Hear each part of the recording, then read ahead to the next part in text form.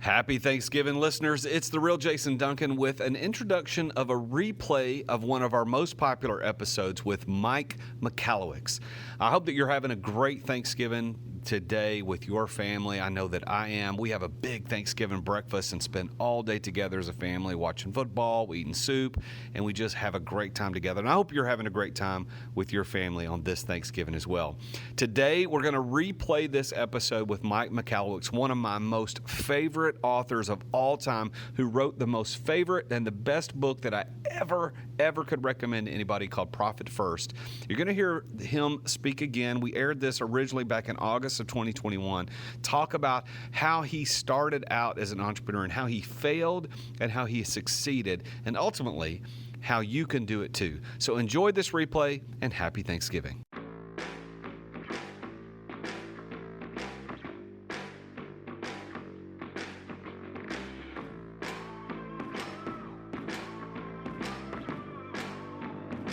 In today's ultra-competitive business world, being a successful entrepreneur or business owner can be very challenging. Fortunately, contemporary times have blessed us with resources for tackling those challenges and getting us to success more quickly than we could have imagined. Welcome to The Root of All Success with the real Jason Duncan, a podcast that explores how the world's most powerful entrepreneurs grow incredible companies. This podcast looks at the 5 keys to unlocking success as an entrepreneur. A successful educator turned entrepreneur, Jason's mission is to use his gifts of teaching and leadership to help others get the results they want out of life. Join Jason every week and learn the keys to grow a truly successful business. Welcome back to the show. I am the real Jason Duncan. I sincerely appreciate you taking time to tune into the show. And I've got a great guest for you today. We're on the Root of All Success. Of course, as you know, I'm interviewing super successful entrepreneurs and how they accomplish their success. And of course, like today's show, like every show, we're going to talk about failures. We're going to talk about successes, and we're going to dig into this theory that I've got, is that every single successful entrepreneur has used the same 5 keys to unlock their success. And certainly every story is different. That's why this podcast will go on forever. But everybody has these similar things. And you, as an entrepreneur, can also use these same keys to unlock your success. So thank you for listening. If you like what you hear, please leave us a 5-star review wherever you're listening to this, on Spotify or let's see, wherever, iTunes, any of the podcast players. We're proudly syndicated on the C-Suite Radio Network, the world's largest network of executive and business level podcasts. And they've got us on every podcast player. And we're also on YouTube. So if you're not watching this on YouTube, you can go watch us at youtube.com/C as in channel /The Real Jason Duncan. And I've got a channel there full of great content for entrepreneurs just like you. So make sure you go check that out. Now, if you are watching this, as you can see, I'm coming at you again from my Root of All Success podcast studio here in my home office in Gallatin, Tennessee, just north of Nashville. Today's guest is hailing from parts unknown and can't be with me live in Nashville, but I'm honored that he's going to be on the show again anyway. So thank you for tuning in to watch this on YouTube so you can see I'm in my home office here. I love this place. Today's episode sponsor is Results Through Integrity. Now, this is a little bit self-serving because it's the company that I own, but if you will just bear with me a moment, I want to tell you a little bit about that, because you've been listening to this show for a while, and maybe you know, maybe you don't know what it is that I do, but I own 8 different companies as an entrepreneur. I've owned a stake in over 12 companies over the last 20 some odd years, and currently I still maintain ownership stake in 8. One of the main things that I do on a day-to-day basis is I teach people how to exit without exiting. There's a hashtag exit without exiting that you can find on social media. And I teach people how to exit without exiting because it's about living your ideal life. The irony is that most people who start their businesses as an entrepreneur do so with the idea and intent to create a lifestyle that they love, to create freedom of time and energy and money. But the irony, as I said, the irony is that they end up creating a business that they either don't enjoy or that they spend 100% of their time in, and they don't leave time to spend the time with their family and friends and their charities and their sponsorships that they really, really want to do. I was able to exit one of my large companies without exiting, where I still maintain all of the financial benefits of that company without any of the physical necessity of me being on site every day. I'm now living my ideal life by teaching people just like you how to build, how to scale, and how to enjoy your company. And if you are interested in getting coached by me one-on-one, I only take 5 clients at a time for a high ticket one-on-one engagement. And I will coach you everything you need to know to go through the building, the scaling, and the enjoyment process so that you can exit without exiting. Now, I don't judge whether or not you want to exit physically and financially or just physically, but either way, what I would judge is if you are not happy and living the ideal life that you thought your business was going to create for you, why would you not reach out to me and Results Through Integrity and let me and my team work with you over this next 12 months, 6, 7, 8, 9 months in, you will 100% be released from physical restraints of your company. I can show you how to do that. I've got a 4-step process that I take my clients through to do that exact thing. Now, you may say, well, Jason, I'm not yet ready to take on a high ticket coaching engagement with you, but you might be interested in my group coaching program. And so you can go to rticoach.com to find out more about that. I take only 12 people in each group coaching platform, and we only spend 90 days together. And through that 90 days, you'll totally transform the way your business is built and scaled so that you actually enjoy it. So you can go to rticoach.com and find out more about that. And of course, my website is therealjasonduncan.com. So thank you for indulging me a little bit on letting my coaching company be my episode sponsor for today. So today's guest, let's get right to this. This is going to be so great. I can't believe this guy's on my show. I'm so excited to talk to him. I told his assistant when we were getting this thing booked, I had a little bit of a fanboy thing because one of his books is my #1 recommended business book of all time. And we're going to talk about that here in a moment. But today's guest launched 3 multi-million-dollar companies before his 35th birthday. He was awarded the New Jersey Small Business Association's Young Entrepreneur of the Year when he was only 26 years old. And he sold his first company to a private equity and his second company to a Fortune 500 company. Now, like a lot of us entrepreneurs, he was so confident in his abilities and he had this big stack of cash. He thought, hey, I'm going to be an angel investor. And he proceeded to lose his entire fortune. And then he started all over again because that's what entrepreneurs do. Started all over again, driven to find better ways to grow a healthy and strong company. And he has now devoted his life to research and to delivering an innovative, impactful entrepreneurial strategies for people just like you and me so that we can live our best life as entrepreneurs. He's the author of many books. One of his most recent ones is called Fix This Next. He also wrote Clockwork. He wrote Surge. He wrote The Toilet Paper Entrepreneur, The Pumpkin Plan, and my favorite business book of all time, the #1 book that I recommend to people, Profit First. It will revolutionize the way you do your bookkeeping and how you manage your finances inside your business.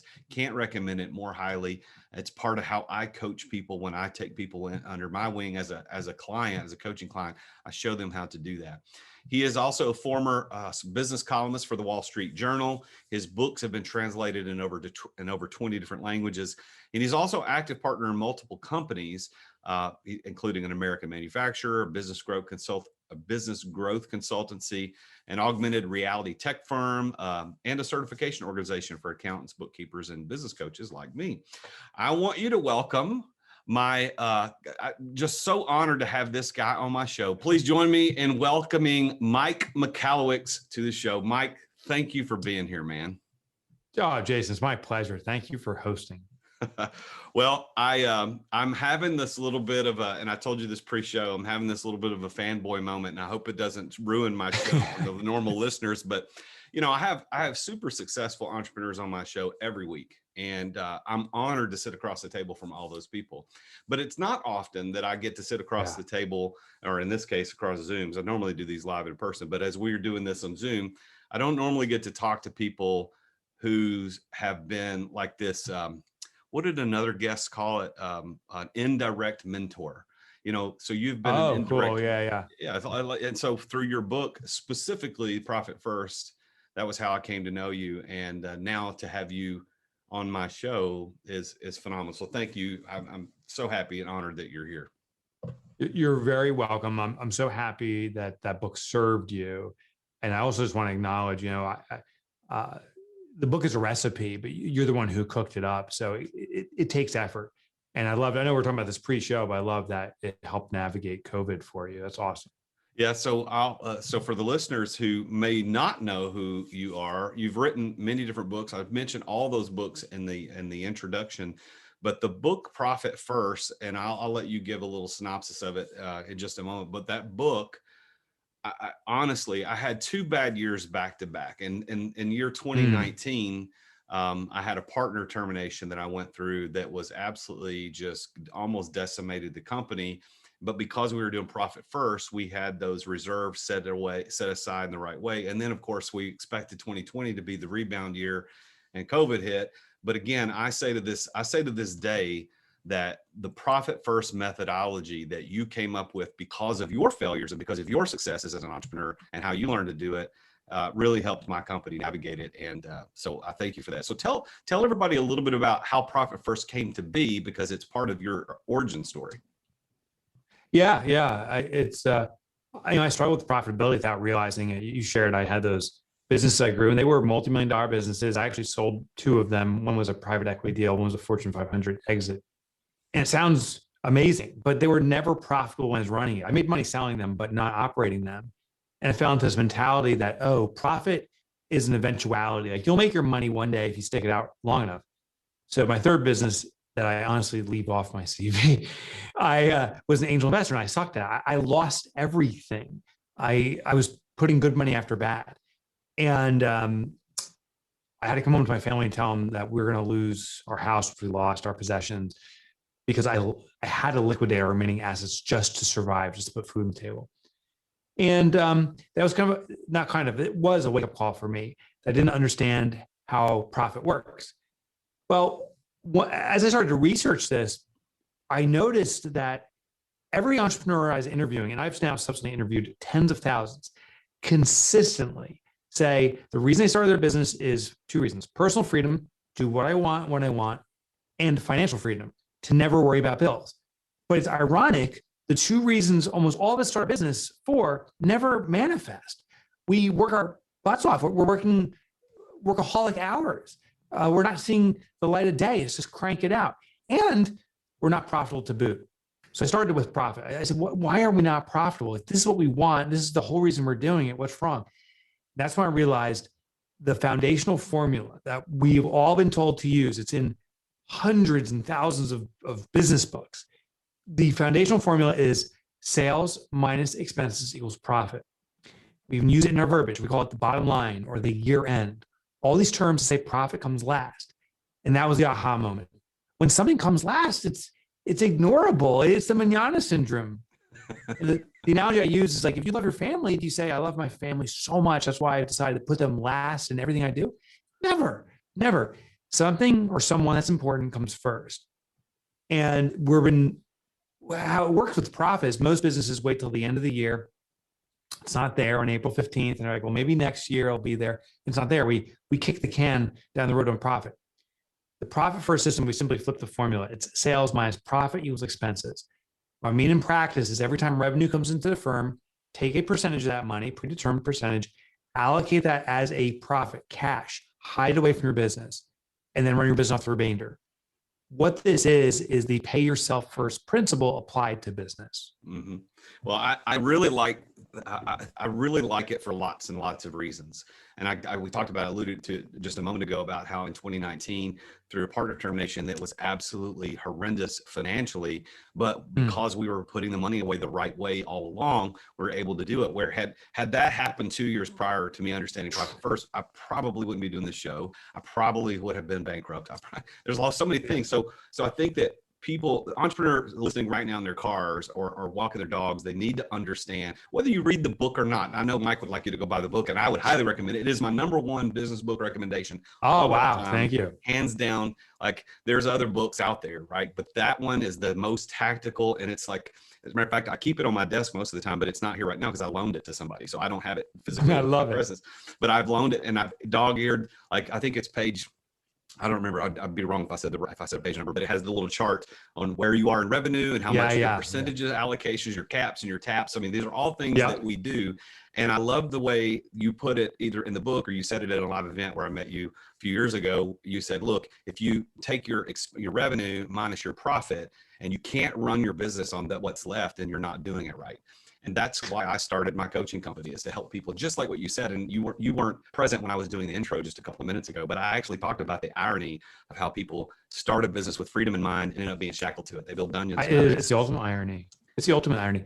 I love that point that if you take your profit and say, I want to have a business that posts 20% profit. If I take that first, now I have my 20% profit. The business will speak to me, meaning I will know what I can spend money on or not. Most businesses don't do that, though. Most business owners simply say, well, $1,000 deposit came in. I have $1,000 to do something. And we default to our next desire. Like, oh, I need to get that new computer equipment, or I need to consider making that higher. We don't put thought into all the elements of our business. So with profit first, I think the most critical element is profit. So we remove that first, but we also carve up the remaining money for its intended use. You're gonna have tax consequences. We got to reserve for that. You're going to have maybe capital expenditures. We can set an account for that. Then you realize when $1,000 comes in, you don't have $1,000 to spend. After it all gets carved up, maybe it's $200. And for some people, that's a real shocker right in the beginning. I get it. It is, because you're so used to your old way that's not working. It's a shocker. But then very quickly, you start adjusting. Now, here's the reality. If you don't do profit first, if you struggle with profitability, if you aren't profitable, you're going to face the reaper at one point. And often it's when it's too late. That hard point's going to come up, a year from now, where you just can't play the cash flow game anymore, trying to sell your way out of things. And now you're banco. What Profit First does is forces that hard conversation to today, right now. You got to tackle that hard issue, make some hard decisions. And in the long play, your business is going to be permanently healthy. Yeah. Well, I think there's this thing called, and I teach this to my coaching clients, called the law of adaptation. And the law of adaptation says that our ability to adapt will always outperform our ability to plan. And so if we think we plan for, well, I want to have a 10% or 20% bottom line at the end of the year, we can plan that all we want. But if we take that out first, like you said, take that $200 out at the beginning, you may think, well, how am I going to live off the 800? Well, your ability to adapt to that 800 will outperform your ability to plan to keep the 200 later. Like, you should adapt to that on the front end, because your ability to plan for it is not going to work. Well, let me ask you this, because I mean, we could talk about Profit First for a couple of hours. I absolutely love Profit First.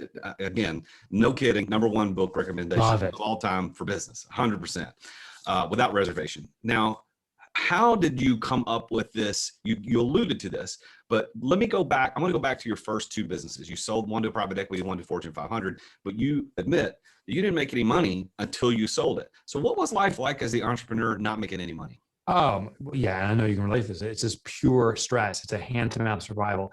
So both businesses were in tech services. The first one was traditional computer network setup. It was, back then it was called VARs, value-added resellers, but we set up networks.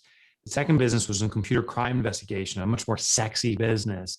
But the same problem manifested is every day I said, I need to sell more to grow my business and become profitable. What I subsequently discovered is that sales translates directly for a small business to stress. What I mean by this is, if I sell you something, Jason, and I sell something to someone else and so forth, every time I have an additional sale, what I'm looking to do, I have additional responsibility. And so if I don't have profit, efficiencies built my business, now it becomes more stressful. I sold to you, I got delivered to you, but I got to service this next person. And so now I'm kind of diluting myself, but I need more money, and I keep on diluting myself, and businesses start fracturing very quickly. This is the classic hand-to-mouth game. And I hear businesses, one of the ways they express it, they say, gosh, I'm working on everything, but nothing's working. That's because they haven't focused on what gives a business runway, which is profit. If you don't have profit, it is going to be a constant hand-to-mouth survival, and you'll never get out of this trap. So that's how I lived. I was I was working ridiculous hours. I was carrying the business on my back because I felt I had to. And once I started becoming profitable in my new businesses, once I figured out the system, and I just want to be clear, like when I developed Profit First, it wasn't like, oh, this is the system that'll fix everything. I was like, I got to do something. I'm desperate here. How do I build a business that's permanently profitable? And I said, well, I'm just going to start taking my Profit First and figure this out. It started to reveal itself to me. I've started that now 14 years ago, I believe it is. I've had 54 consecutive quarters of profit distributions. And when next end of this quarter, the next one's going to present itself. So I will tell you, it gives me a lot more stability, a lot less worry, and a lot more focus on growing my business and making sure my business, is healthy. So yeah, the juxtaposition has been significant, seeing living the two extremes, Were you married and have kids through those first two businesses where you weren't making any money? Yeah. The analogy. So I had my first son when I was 21. I come home to my wife. I just got my first job out of college. I'm like, I got to start my own business. I had no clue what I was talking about, but I did say, I will put you in diamonds within, a few months. If I can just make a few $100,000, we're taking that home. I had no clue that business revenue and personal take was totally different. I didn't understand that. And, but I will tell you this, that starting a business when you have three mouths to feed for me was so fear invoking that there was one benefit. I had to make this work. I was willing to do anything, wake up at 5 a.m. so I could be at work and go to the next 5 a.m, like work around the clocks. I would do anything to keep the income flowing in. I also want to acknowledge, in retrospect, my wife and I, we've been married now for 20x years. And I sat down with her and I said, I think your experience as the partner of someone that owns a business, the significant other, that for a business owner, it's like rocketing down the raceway in a NASCAR without any steering wheel. All we have is a gas pedal and brake. We have no control. But for the spouse, they're in the passenger seat without even a seatbelt. Like it's that much worse. That's how terrifying it is. She's like, that's exactly what it feels like.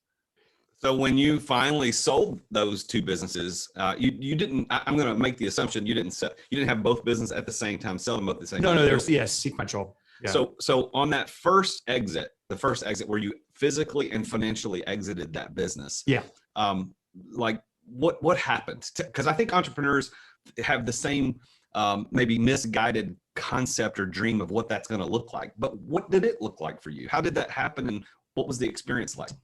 Yeah, so it was a private equity deal for a business, a wealthy person who was looking to ultimately build the company further. So I made hundreds of thousands, but low hundreds of thousands. I think it was like 3. And for me, that was a big deal because I think the most I was taking in salary was like 25,000. I was living hand to mouth. So I call it, clearly it wasn't FU money, but it was F me money. Like it felt good. And it kind of got me into this belief like, oh, business is really about the pump and dump mentality. Coincidentally, I'm still friends with the guy who acquired the business. He just sold it in the last 3 months for a massive multiple. I mean, he's set for life. So I then started a new business literally the next morning. It was computer crime investigation. We got traction. And I thought it was because I was a genius. But really what it boiled down to is the Enron trial broke. And when the Enron trial broke, they needed someone to do what they call defense analysis. I got the call. And we took on the case. It put us on the map instantly. That company, 3 years in, bootstrapped with a partner. We were at $7 million on a run for $7 million. I think we were in Q1 or Q2 when a company called Robert Half International, they're a Fortune 500, came in and bought us up. Now this time the deal was millions, and for the business, and that became life-changing money for me. But here's what I didn't expect to happen, but that did happen. I thought one day when I had accumulated wealth that I committed I would never be that dicky guy that's got to show it off or whatever. And that's exactly who I became. Just this big douche. Like I bought the Viper, Jason. No, I heard you tell that story. Yeah, awesome. I got the exhaust modified so it could be even more obnoxiously loud and just douchey. And I thought it was all that. I got a place out in Hawaii. There's an island called Lanai. We still actually go out that way occasionally, my wife and I. But for sabbatical, we went out there and we moved into the most expensive town in northern New Jersey, or one of the most expensive. Just enjoying the club, everything to show off my success. And it was all this brag sheet. I'd find ways to sneak in my conversations about the new house or the new car or whatever in conversations because I wanted to brag. And I believe it's divine intervention, but I believe that's when I needed a lesson. And the lesson was don't be a douche. And so I lost everything through arrogance. I lost everything. I was trying to be an angel investor, and I just sucked at it. I had no idea what I was doing, and bought myself out. And it was extremely painful. I actually went through depression for years. But in retrospect, I'm so grateful for that period. To me, it was an awakening. It was like, oh, okay. You can and should. We all should achieve wealth, but not as a method to show and be braggadocious, but a method of being of service to amplify what we're doing, to more of good stuff through our businesses. And that's what I hope I will do for the rest of my life. Well, I appreciate the transparency and honesty, and I know that the listeners will appreciate that as well. To dig into that just a bit, Mike, I got to predict, and of course anybody could predict looking backwards. Hindsight's 2020, but even then, you don't know if anything would have been different. But I have to believe that had you gone back to business number one and paid yourself a normal CEO salary, it doesn't have to be exorbitant, but like $100,000 rather than 25. Sure. And then in the next business, paid yourself a normal CEO salary rather than waiting till the exit. I have to believe that your exits would have also been more profitable. Do you agree with that, or is that? I know it's hindsight, but what do you think? They have been more profitable. Yeah. See, the interesting thing is that there is a correlation to what we pay ourselves, because the less I was paying myself, I thought that I had to carry the business more, that I haven't earned the right to earn more. I had to care for the other people. So I was doing a lot of the work. One of the biggest determinants of evaluation is dependency on the owner. The more dependent a business is on the owner, the less desirable it is. I mean, think about buying something. If I want to buy a business to make me money, and I'm buying your business, Jason, and you're doing all the work, well, the whole idea is for you to leave. Your heart may not be there. You may retire, quit. Now, all the business walks out the door. This would be the worst investment. So as these companies were looking to buy my business, they wanted to make sure that was extremely systematized. The other thing they look for is consistent profitability, which I didn't have that. The number one way in the world to prove you have an excellent business that's worth a high valuation is by having accumulating profits. If I can just pull out my bank statements and say, look, every year there's more money in there. Every month there's more money in there because there's more profit. That's a ATM. And that's what a buyer wants to buy. I didn't have either of those things. I worked my ass off. The business depended upon me. Secondly, it wasn't profitable. That business that we sold for millions could have sold for tens of millions, probably even more, because we're in the right place at the right time. The only reason I think that we got purchased is what's called goodwill. The name we had was strong enough in the market. We had landed some marquee cases that they wanted to say, oh, we did the Enron trial. And by acquiring us now, that was their property, so to speak. And I think that was the valuation they saw, but it surely wasn't in the health of my business. Well, and I think that as the entrepreneurs who are listening to this show would really need to dial into what you just said there. There's so much gold in that, because the irony, and this may be the theme of our show, is the irony. Like what we think is going to happen is completely opposite. By thinking that you're going to design this business to give you financial freedom, you end up designing something that's a prison. By thinking that you're being an honorable hero by only taking a $25,000 salary or no money at all because you want to supply the money for your people, ultimately that's going to work to your disadvantage. So if we would pay attention to the concept of profit first, and certainly that's not the only one, but there's other things that we can implement in our business as entrepreneurs. Get paid now. Pay yourself first. Make sure you take care of your employees, but watch the consistent profitability and the accumulation of those profits over time. And then when you are finally ready to exit, you're going to get more money. So that is a great. You're right. No, you're totally right. I found here's a great way to frame this as an entrepreneur. If anyone listening considers himself an entrepreneur, I want them to realize the number one job we have is to be the creator of jobs. And so if we are doing the work, we're actually stealing the job from other people who want to do work. So I don't recall the source of the study, but it was some kind of census. Only 7% of the world population will ever be business owners, business investors. 93% of the world population is looking for a good, reliable job. And that's our job. I see business owners working their tails off to run their business, to keep it afloat. They're a small shop, and it's a sin because they could hire someone to do that work. Now, of course, they say, but if I hire someone, I'll make less money. No, you'll actually make more money. The analogy I use is this, would you rather be on the beach making $100 an hour through your work, or $5 an hour just delivered to you. And with analogies, most people say, well, I like to make $100 an hour. I mean, that's a 20 times multiple. I say, what if the $100 an hour is capped? Like you can't make any more. Maybe if you could work a little bit longer, but you can't make more. But what if now you have another person bringing you $5 an hour and just putting it in your lap? Now it's $10 an hour. What's more appealing? Well, the 100, maybe 10. But what if we can keep amplifying it? What if we have 20 people coming to you putting fives down? Now you're making $100 an hour by just sitting on the beach. Now it becomes clearly more appealing. And that's how we have to see our business. When we empower other people to do the work that they want to do, they are also, as a thank you for giving them a job, giving them stuff, they are returning profit to you for giving them this opportunity. And it becomes an automatic. So if we're doing the work, we're preventing that automatic behavior from happening from within the business. And we have to see that maybe we're not going to be there overnight and instantly, but with due time, due process, you're going to make a business making money without your input or active input. And I think the other irony that you just revealed there is that the attempt to be the controlling person because you don't want to, you're trying to be selfless, you're actually being selfish, because if the business is completely reliant upon you and you've got 10 or 15 or 20 or 100 employees, and then you get hit by a bus or have a heart attack or you're otherwise done, you've put all of those people at risk because of your attempt to be selfless. You actually were being selfish. And I told another guest this on the podcast, and I didn't think about it until the middle of the conversation, as if most great ideas come in the middle of something. But I said, as an employee, you want to be indispensable. That's your job. You want to make sure that your employer can't do without you. But as an entrepreneur, your job is to be dispensable. You need to get out of the way. And I love that you just explained it so eloquently. Is we've got to figure out how to get out of the way as the entrepreneur so that the business can do what it's supposed to do. Because if you stay in the way, it's ironically never going to get you where you want to go. Never. We actively do research. So my own business right now is my author business. I also have another business. And so collectively we're tiny. We have 14 employees.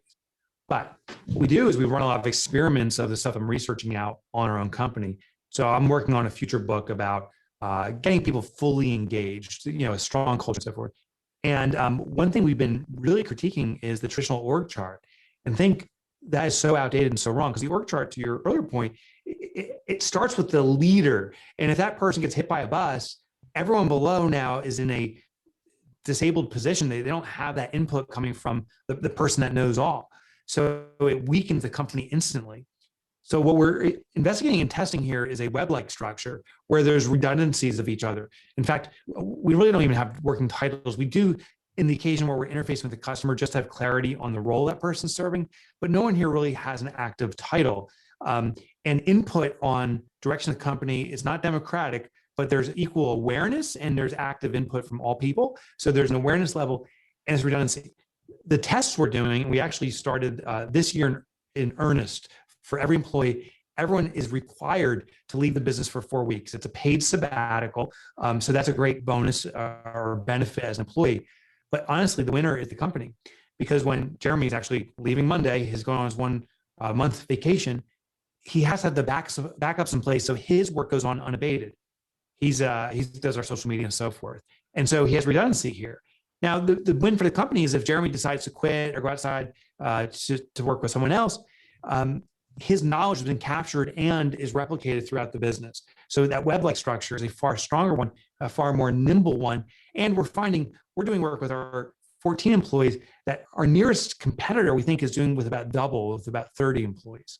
Wow. And again, I think that goes back to the irony. The irony of making it redundant without titles would seem chaotic, when in fact it provides more structure, more safety because of the way that you structured it that way. I got a question for you. So the name of this show is called The Root of All Success. And I only interview super successful entrepreneurs just like you about their journey to success. And we've talked about your journey, about how you started those companies and how there was some success and some failures. But what do you like? What does Mike Michalowicz think that is the definition of success in your opinion?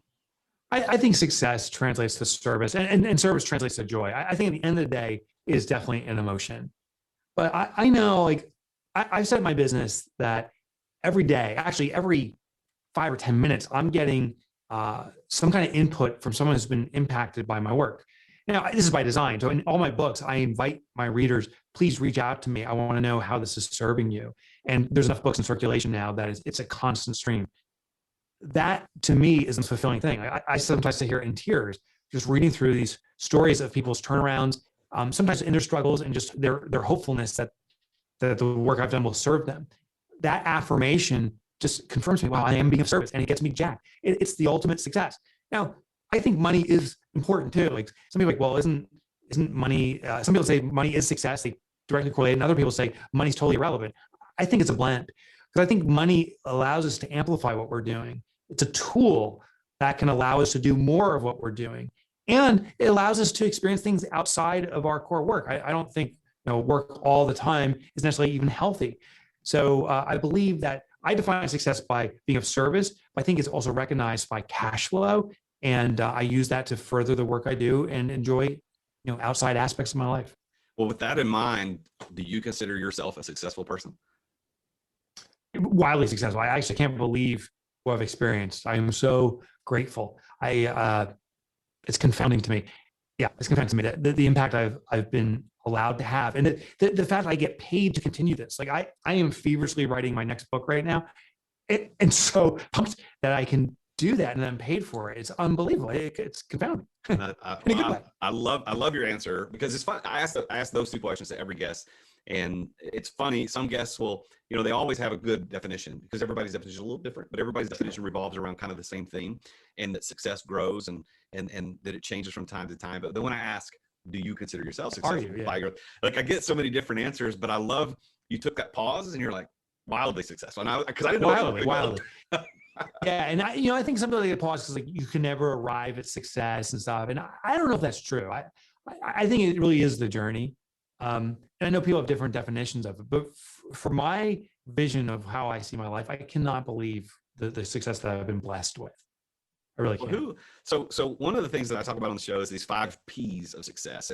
And you've already mentioned a few of those, even without knowing what they are, because I know we've not talked about this pre-show, but the first is passion. I think one of the keys to success for entrepreneurs is passion, and not necessarily passion in the sense of emotional attachment to the thing that you're doing, although that can certainly aid your success. But passion really means willing to suffer. Like the passion of the Christ isn't about him being excited to go to the cross. It's about he was willing to suffer and endure for a greater cause. And I can see that in you, is that you were willing to suffer, and admittedly probably the wrong way, but you suffered through financially, and that led you to success. The second P I talk about, and I'm going to put the second and third together, then I'm going to pause and ask for a response, but is being at the right place at the right time, which you actually said that phrase. And then the third is kind of goes with it, which is knowing the right people. So in those first 3 P's of success, do you see those as keys to your success as a speaker and an author and an entrepreneur? Oh, for sure. I mean, the right place, right time is, I feel, just being an American citizen. Also, there is white privilege. I finally have come to realize that is a true advantage. I was talking with a friend of mine who does DEI coaching, diversity, equity, and inclusion. And she said to me, she goes, the best way to illustrate this is everyone's in a race, regardless of your skin color, but if you're white, you're put 50 yards ahead. Now dash. And like, oh, that finally I get it. There's a lot of advantages that were blessed upon me. And I respect that that's been given to me, that I'm in a position where I can do what I do, that it gives me additional authority to spread the word. And I'll tell you, if I was born in another country, it may be the same person, but wouldn't be experiencing this. I don't think so. Yeah. I also think, to your point, the people that surround you are absolutely critical. I had the right people at the right time. And it's only kind of in hindsight that we can connect the dots. When I wrote my first book, it was called The Toilet Paper Entrepreneur. I was like, oh, I'm writing this for college students, because that's who I was when I started my first business. I came out of college, I started a business. I'm like, that's the people I need to serve. They weren't buying the books. Well, I brought on the help of some mentors, not paid or anything. These were just people helping me, but specifically a female mentor, because I didn't understand the female market. I was like, I want to get perspective I don't have. And her guidance helped me realize my first book wasn't for college students. It was for moms of college students. It was for female entrepreneurs. And what they were saying as they were consuming the book is, here's a male author who's not pandering to me. And often I feel I get pandered to. So this feels very supportive. And I started speaking at women business owner conferences and stuff like that. Usually the only guy there. And that community started carrying me on her shoulders to the broader entrepreneurial community that I now serve with my subsequent books. Wow. Mentorship, having the right people at the right time, supporting me and opening my eyes to blind spots has been extraordinary. And it happens over and over again. And it's usually only after the fact that I realized how significant that value was. Well, the last two P's, the five P's I talk about are preparation, which is the know how to pull off your success story, and then plan, which is not necessarily business planning. That has very little to do with your indication as an indicator of success, but about your ability, your plan to deploy financial resources to to support the concept that you're going to be successful at. So from a term of know-how, it seems to me like your story goes back to those original two businesses and the mistake you made of not paying yourself and waiting till the end. And then the mistake again, not paying yourself, waiting till the end, and then blowing through the money as a douche. Your words, not mine. But blowing through the money. The truth. That prepared you to be the wildly successful author and speaker and coach that you are today. And then the plan was, that's what I don't know. Like what was your plan to financially support your businesses originally? Yeah, that's a good question. I found when I became an author 13, 14 years ago now, I found that there's a revealing question we need to ask. There's actually two, one that we all know of and one we don't. The one we all know of is this: if you had all the money in the world, what would you do with it? It's a powerful question because what it allows you to explore is what your heart calls out to do. It's a damaging question in that it presupposes we need money to achieve that vision. Like only when you have money can you do that. There's a second question that I found. If you have no money, what's the vocation your heart calls out to do? So what's the work I want to do to generate income, and what's the dream I have? If those are in alignment, now you got a calling. And I always dreamed one day I'll be an author. Like that sounds so badass. When I was wiped out, I sat with my wife and we had lots of conversations about it. And I said, you know what? I'm going to be an author who makes money. This is going to be my vocation. I will bring money to our house. I will be a provider. And that's when I became an author. And it wasn't like the next morning money started coming in. I was terrified. It felt like thrown back into my first business. I was like, how am I going to make any money doing this? But to your other point, the right people present themselves. Mentors. I ran into a guy named Tim Ferriss. Maybe you heard of him. Yeah. I was on I got interviewed for a news station and he was on the same show. So there we are sitting in the green room in preparation. I had launched my first book called The Toilet Paper Entrepreneur. He launched his first book called The 4-Hour Work Week. And it was an extraordinary success right out of the gate. Everyone I've been talking to at that point said, don't be an author. You can never make money. I asked him, I said, hey, Tim, I got to ask you, can you make money being an author? He looks around and goes, are you kidding me? He goes, you can make millions. And it just changed my whole perspective. He didn't reveal anything like, any specific tactics or anything, but what he did reveal is the possibility. And that's where I turned up the throttle. And it's paid off for me significantly. Well, and I'm a beneficiary of that, as are my employees who were able to survive 2 bad years back to back because of things that you learned and taught in a book. And then, we don't have time to dig into it, but Clockwork was also really important to me because it really gets to that point of how do you manage your time as the entrepreneur. And of course, I recommend your books, and then my coaching clients will come back to me and say, well, I just read Pumpkin Plan and I didn't recommend that one. Not that I shouldn't. It's just, I recommend one, and then they get into the Mike Michalowicz universe. Spiders out. Well, let me ask you this as a parting question. So, there's a lot of entrepreneurs who listen to the show that are also wildly successful like you, that have built tremendous businesses, and they're just wanting to get that edge, and you've provided them with some of that encouragement. But there are also a lot of people that are entrepreneurs. They're sitting in their cars, they're walking their dogs, they're on the treadmill, they're lifting weights, they're sitting in the living room sipping coffee early in the morning, and they have an idea, they want to do it, but they're not really sure yet how to do it. What advice would you give for that person? It's probably old school advice, but it's irrevocable action, meaning once you want something, until we take an action in its direction, it'll never happen. In fact, it's kind of like that theory that an object in momentum stays in momentum, but an object static stays static. If we don't do anything, we actually entrench ourselves further. Every day that you say, I'm not going to wait today, you're actually adding 2 days because you're entrenching that belief that we have to then unwind that waiting is a good thing. I'm throwing some cheesy analogies out here, but there's that one they say, when's the best day to plant a tree? 40 years ago. The second best day is today. And it's true with entrepreneurship. What I've done is when I want something, whatever it may be, a future desire, a thing to purchase, an action to take, I put something in its direction immediately. I want to buy a vacation house. I put $1 down today on that vacation house in an account to start accumulating it.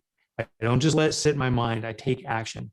So if you want to start a business, get the LLC registered today. Do something in its action today. I'm not saying complete it. I'm not saying you even have it perfectly scripted out in your mind, but take an action irrevocably. Set up that business so it's permanently set up, that LLC, and you're now taking a big step in the right direction, and it'll cause momentum effect. You'll make it happen now. Well, I love that advice, and I appreciate it because it's the same advice that a lot of my guests give. So you've got to take action. So I would encourage the listeners, please go take action. Don't wait. Well, Mike, how can people get in touch with you? Oh, so I got a hack here because no one can spell Mike Michalowicz, but you can go to Mike Motorbike. Ha! That's my nickname from grade school. You know, in grade school, everyone's trying to make the rhyming one. So Mike Motorbike, it's stuck with me. Plus you can envision me driving a motorcycle. And there a couple things. I think you'll experience a website you've never experienced before, not just an author site, but any site. I really believe in the necessity to do different, but also to be of service. And I think you'll see the blend there. I hope you do. All my books, chapter downloads are there. I used to write for the Wall Street Journal. You can get those articles for free. And I have my own podcast called Mike Up in Your Business, all available at mikemotorbike.com. All right, everybody. I can't recommend enough for you to follow Mike and look up his books, look up his podcasts, listen to him. His podcasts are really light and funny, and I think that you will enjoy those as well as this conversation we've had today.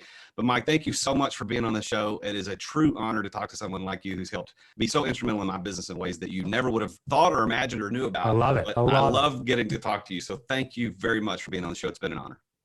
This has been a joy. Thanks, Jason. Well, I can't tell you how awesome it was to have somebody like Mike on the show. I know at the end, I always thank the guests for being there, and I'm always very grateful that they're there. But for somebody like him that I've read books and I've met, in the past, but not really personally and haven't gotten to talk to, this has been a true honor. And I hope that you are getting some of the benefit out of this conversation I've had with Mike as well.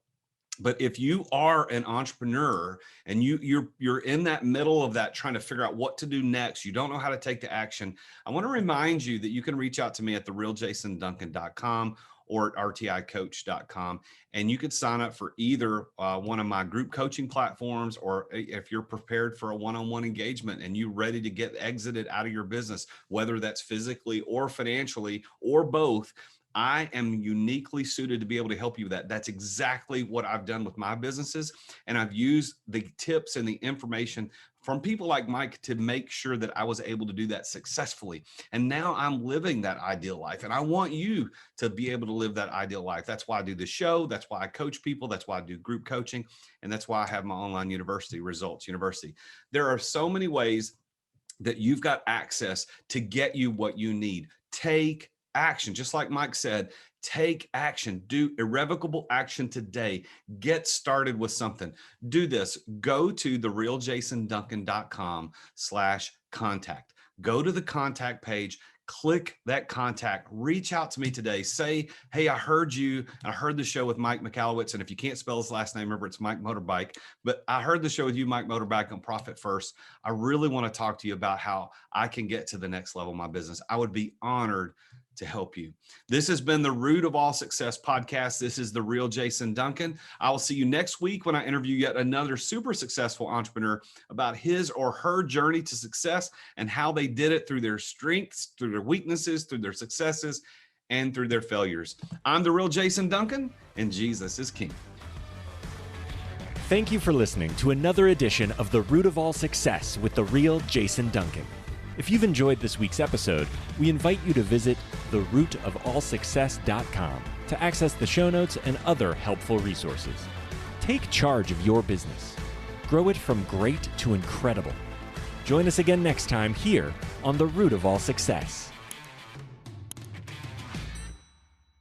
This podcast is a part of the C-Suite Radio Network. For more top business podcasts, visit c-suiteradio.com.